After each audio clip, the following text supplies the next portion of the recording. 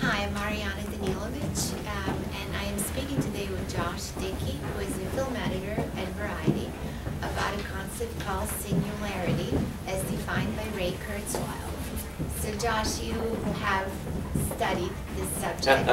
I don't know, I wouldn't say that I've studied it, but I am familiar with it. It started when I was 10 years old and I saw Tron in the movie theater. Okay. And here was a Disney movie that in concept essentially was saying that you could be sucked into a digital world and retain not only your physical form, but all of your memories, all of your ideas, and the way that you reacted to that world was very much based on the world that you came from.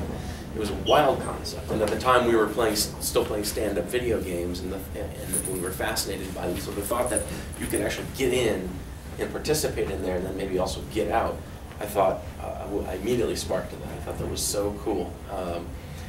You know, it is essentially a manifestation of a parallel universe, of another dimension, of this sort of extra. You know, extra existential realms that we have talked about down through the years with religion and with spirituality. It's just that now you have created a physical space that actually allows that to happen. So I've been fascinated with the idea my whole life, and I'm very excited about how far it will go in my lifetime. I kind of doubt that we'll be sucked into the computer and able to exist there in our lifetimes, but you never know.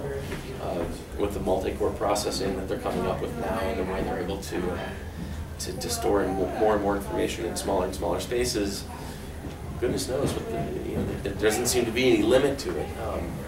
I feel like singularity is an inevitability. I just don't know when it's going to happen. I don't think anybody does. 10 years from now, 100 years from now, 10,000 years from now. At some point, it seems that we'll be able to interface with digital devices in a way that we never could before. Whether that's holistic and that's our physical bodies or just our consciousness, whatever that may be. I think it's something that's going to happen at some point, and therefore makes for really interesting storytelling. You know, they rebooted the Tron movie with Tron Legacy. There are some folks who didn't quite get it, but I think that in order to accept a movie like that, you have to accept the idea that it's plausible that this could happen. You know, I went in as a believer, so it was easy for me to accept. What do you think are some areas of concern as you think about the rest of the humanity accepting the fact that our lifespan may exceed 100 years and then maybe a few hundred years if we look at all the different bridges as described by Mr. Kurzweil? Yeah, well, obviously the idea of overpopulation, we have a finite space. Even in a digital world, we have a finite space. And at some point, when we have given all of our knowledge collectively over to something that can process it and or execute those ideas in ways that maybe we're not capable of, you know, then you've got the Terminator movies. Essentially, I mean, it's probably not going to be pretty at some point. Anytime you have major evolutions, there are destructive forces that come along with them. So it could be very scary. It could be very horrifying. I mean, there are multiple visions of that sort of situation, and mine just happens to be a little more gentle, a little more human friendly than James Cameron's was when the Terminator bots took over. I mean, I happen to think there will be some very cool things that can result from it. But as far as concerns, I mean, anywhere from massive militaristic takeover on down to people basically able to live a life without any consequence. I mean, imagine if you could flip a switch or put on a headset and arrive in a universe that's very much as real to you as this is to you and I right now, but there's no consequence to your actions. What does that do to the human condition? What does that do to your mind when you come out of that world? What does it do to us in our view of ourselves as valuable creatures on this planet when the technology of our creation surpasses us and becomes more powerful than we? how do we feel about ourselves in that context? So there's all kinds of things I could talk about this at length for many conferences and probably come up with all kinds of neat ideas that both negative and positive. But it's it's something that we do have to start thinking about it now, and in ways we are. It's coming through in our popular culture. It's coming through in the way that we interface with social media and one another. So it's probably the topic, maybe not of our time, but of the next generation's time and the one after them.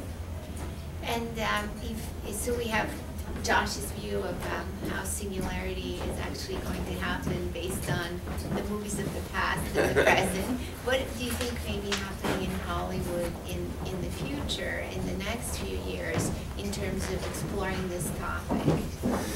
Well, there's another Tron movie coming, apparently, for starters.